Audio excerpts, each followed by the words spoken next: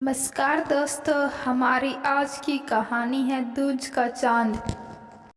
बीरबल बहुत ही चतुर, बुद्धिमान और हाजिर जवाब था। उसकी कीर्ति दूर देशों तक फैली हुई थी। ईरान के बादशाह ने जब उसके चतुर की तारीफ सुनी तो उसने राजा के पास संदेश भिजवाया कि आपके वजीर को कुछ दिन के लिए मेरे दरबार में भेजने की कृपा करें। राजा ने बहुत कीमती वस्त्र आभूषणों की भेंट के साथ बीरबल को ईरान के लिए रवाना किया। ईरान की सीमा पर बीरबल का भव्य स्वागत किया गया। दूसरे दिन जब बीरबल बादशाह के दरबार में पहुंचा तो बादशाह ने भी उसकी आवभगत की और राजा के दरबार पर भेजे गए उपहार के लिए धन्यवाद किया, कृतज्ञता प्रकट की। बीरबल ने ईरान के बादशाह को राजनीतिक के कई रहस्य समझाए। बादशाह ने उसकी हर राय से सहमत हुई।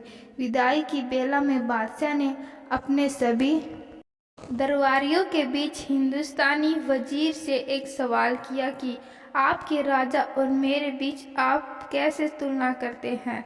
वजीर ने कहा, हमारा राजा दूज के चांद की तरह है और आप पूनम के पूर्ण चंद्रमा से सुंदर सुशील हैं।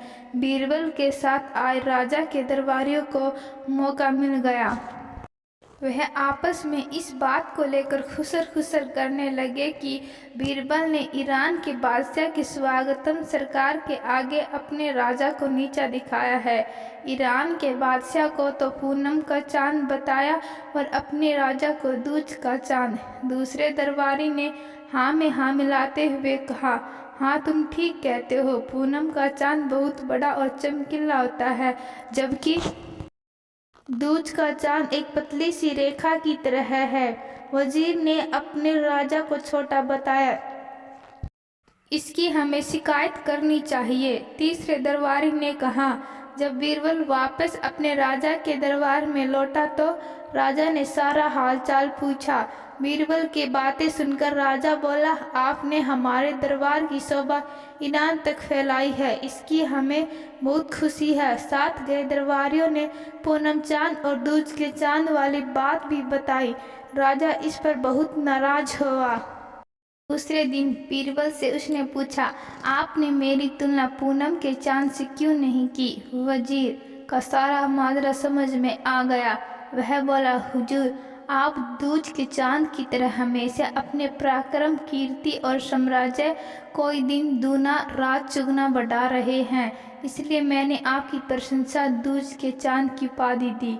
ईरान के बादशाह को पूनम का चांद इसलिए कहा क्योंकि पूनम चांद हर रोज घटा जाता है, सिमटता जाता है।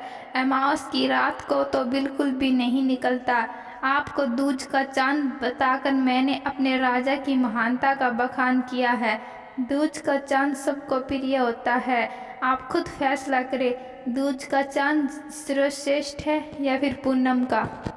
राजा ने कहा, हाँ, दूज का चांद। और अपने बीरबल की बात सुनकर राजा खुश हो गए। उसने चुगलखोरों की जमकर खबर ली। राजा ने उससे और इनाम देकर सम्मानित किया। तो दोस्तों, मैं आशा करती हूँ कि आपको यह कहानी पसंद आई है। अगर यह कहानी आपको पसंद आई है तो कहानी को लाइक, शेयर और सब्सक्राइब ज़रूर करिएगा। धन्यवाद।